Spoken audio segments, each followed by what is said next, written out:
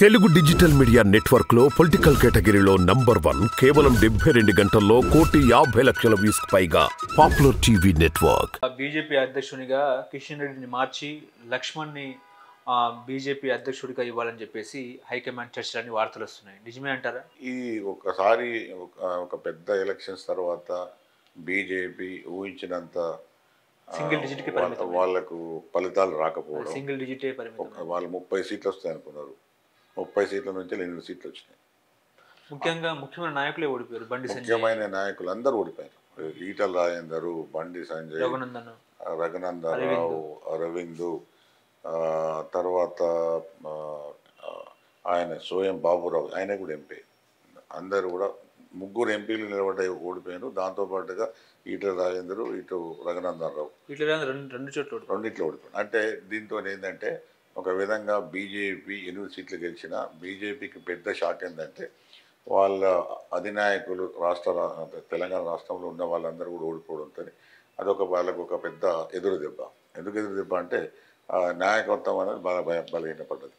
రెండో వైపు ఏంటంటే వాళ్ళు కనీసంగా 15 నుంచి 20 మన లెక్కలలో కూడా నేను కూడా ఊహించింది ఏంటంటే కనీసం 14-15 సీట్లు వస్తాయి అనుకున్నాను, తక్కువ. ఎందుకంటే దానికి కారణం ఎందుకు రాలేదంటే 8 సీట్లకు పరిమితం ఏంటంటే హైదరాబాదు, రంగారెడ్డి ప్రాంతంలో వాళ్ళకు పెద్ద ఎత్తున సీట్లు వస్తాయి అనుకుంటే పెద్దగా ఎవరైనా ఒకటే సీట్ వచ్చింది. పోయినసారి వచ్చిన ఒకటే సీట్ ఇప్పుడు వచ్చింది కాబట్టి వాళ్ళు చాలా మంది మనం అందరం కూడా ఎక్స్పెక్ట్ చేసిందంటే ఒక 5-6 సీట్లు ఇక్కడ కూడా వస్తాయి అనుకున్నాను. ఇక్కడ కూడా రాలే వాళ్ళు. కాబట్టి 8 సీట్లకు పరిమితం అయ్యారు. ఇక్కడ జరుగుతున్నదంటే ఒక విధంగా బీజేపీ కూడా ఒక సంక్షోభంలో ఉన్నది. ఎందుకంటే పార్టీ పెద్ద లీడర్స్ ఓడిపోయారు. ఇప్పుడు పార్టీని లీడ్ చేసే స్థాయిలో కిషన్ రెడ్డి గారు లేరు. ఎందుకంటే ఇంత పెద్ద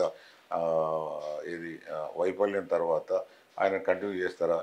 ఇంకోటి ఏంటంటే ఆయన ఒకవైపు కేంద్ర మంత్రి, ఆయన పూర్తి స్థాయి ఇక్కడ కేంద్రీకరించకపోతాడు కాబట్టి ఒక నాయకుని పెట్టచ్చు. కానీ అంతకుముందు మీరు చెప్పిన పేరు లక్ష్మణ్ గారు 2 సార్లు రాష్ట్ర స్థాయి అధ్యక్షులుగా ఉన్నా కూడా పెద్దగా బీజేపీ మారలేదు.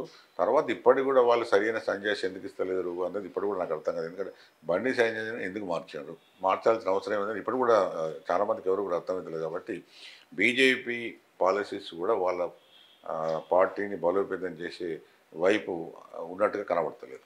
ఇప్పుడు 3 రాష్ట్రాల్లో కాంగ్రెస్ పార్టీ ఓడిపోయింది. ఇటు దిగ్విజయ్ సింగ్ మాత్రం అవంతా ఈవీఎం ట్యాంపరింగ్ అని చెప్తున్నారు. ఛత్తీస్గఢ్ ప్రజలేమో మేము కాంగ్రెస్ పార్టీకి ఓటేసాము, మరి బీజేపీ ఎట్లా అధికారంలోకి వచ్చిందో మాకు తెలియట్లేదు అని చెప్పేసి వాళ్ళు చెప్తున్నారు. ఏంటి సార్ ఈవీఎం ట్యాంపరింగ్ ఏంటి? అసలు కాంగ్రెస్ పార్టీ అక్కడ బలంగా ఉంది, రాజస్థాన్లో కూడా కాంగ్రెస్ పార్టీ బలంగా ఉంది, ఎందుకు అక్కడ అధికారంలోకి రాలేదు? ఇప్పుడు ఆ విషయాలను ఇంకా లోతుగా అధ్యయనం చేయాలి.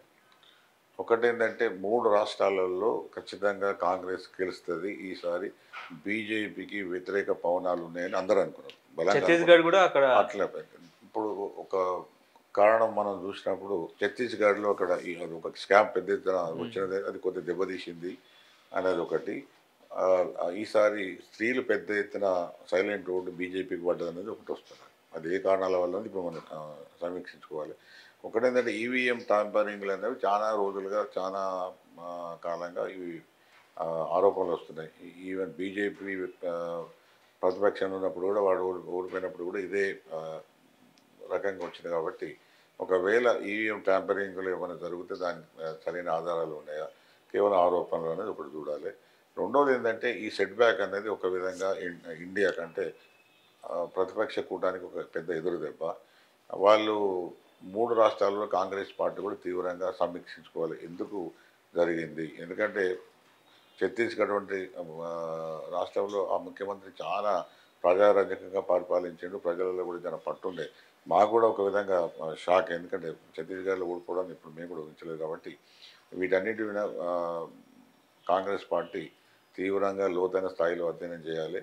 అది ఏదో వేరే వాళ్ళ మీద నెట్టేసి ట్యాంపరింగ్ అయిందని చెప్తే సరిపోదు. ట్యాంపరింగ్ అయిందంటే నిరూపించాలి. లేదంటే నిజంగా ఓడిపోతే దాని కారణాలు వెతుక్కోవాలి. ఎందుకంటే మళ్ళీ ఇంకో 3-4 నెలల్లో ఎంపీ ఎలక్షన్స్ వస్తున్నాయి కాబట్టి ఆ వైపు వాళ్ళు ఆలోచన చేస్తే మంచిదని నేను అనుకుంటున్నాను.